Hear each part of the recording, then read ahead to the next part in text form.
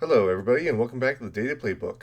All we have left for Week 13 is Monday Night Football, but before we get into that, I just want to remind everybody that this is a tool in progress, and I built this for me and some friends to get some more condensed and data points that would be easier to access, but I thought I'd share it with everybody else. So if you want to follow along with this progress, go ahead and subscribe. But other than that, let's get into our Monday night game data. In this game, you have the Giants going to New England to face off against the Patriots, where the Patriots are favored on the money line with a spread of 7.5 and a total line of 46.5. There's your seasonal team averages. And then looking at the rankings, starting with the Giants, you have a pretty good offense with a passing rank of 6, a rushing rank of 8, so they're top third in their offensive stats there. They fall a little farther behind in their tight end rank, but their scoring rank's pretty bad, almost bottom third at 21. Defensively, they're much worse off, with an allowed scoring rank of 30, allowed passing rank of 29, and an allowed rushing rank of 32, so they're the worst in the league at stopping the rush. And pretty bad defensively elsewhere, except for notably maybe that their passing rank's pretty low, and their allowed tight end rank is disproportionately higher than their passing rank.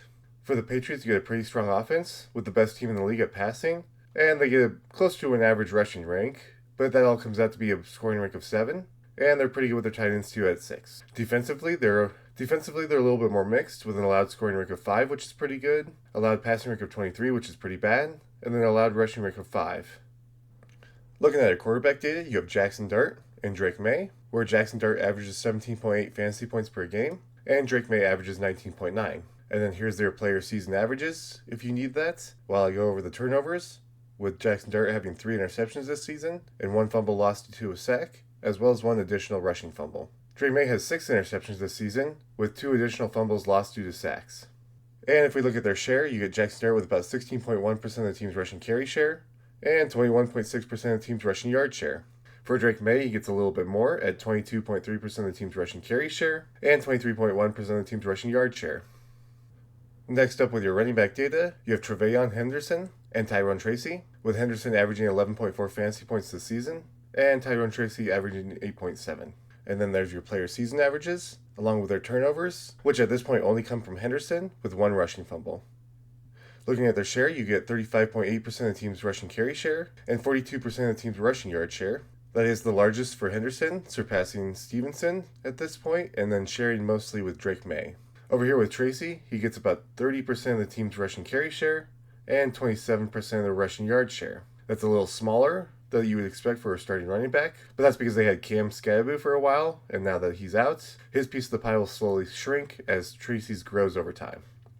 Moving into the receiving game, you have Wan'Dale Robinson and Stephon Diggs as your number 1 receivers. Robinson averages 13.6 fantasy points per game, and Diggs averages 12.2. With no turnovers between the two of them, here are your averages, and then your week-by-week information, and you can pause if you need any of that.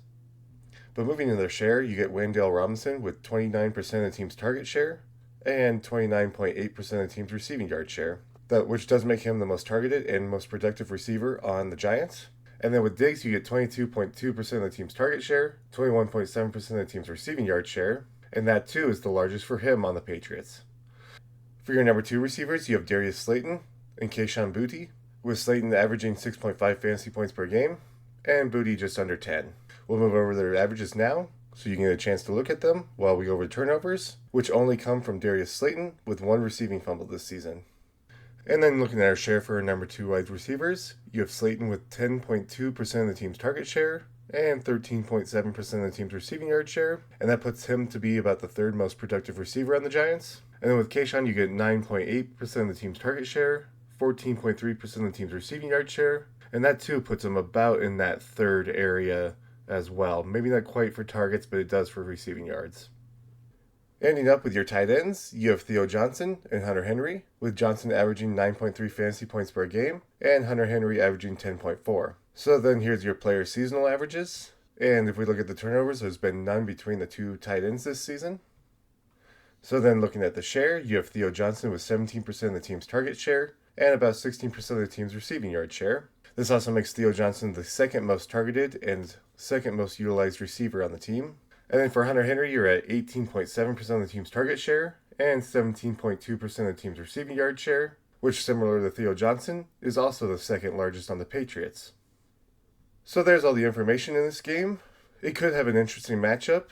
The biggest thing is that this Patriots team has a passing rank of 1, against an allowed passing rate of 29, so that does not bode well for the Giants. You also have this really bad allowed scoring rate of 30 going against a scoring rate of 7, so the Pats are pretty efficient at scoring for themselves, and the Giants are very bad at preventing teams from scoring, so that favors the Patriots as well very heavily. Maybe the one thing that the Giants have here is this passing rate of 6 against an allowed passing rate of 23, because otherwise you have a rushing rate of 8 going against an allowed rushing rate of 5, so the Patriots still have the advantage there. And they have the advantage in their rushing rank of 11 going against 32. But even if they work this passing rank against the Patriots pretty well, they still have a really bad scoring rank going against one of the best teams at preventing teams from scoring. So it seems like this does very heavily favor the Patriots. But I guess we'll have to see how the game turns out.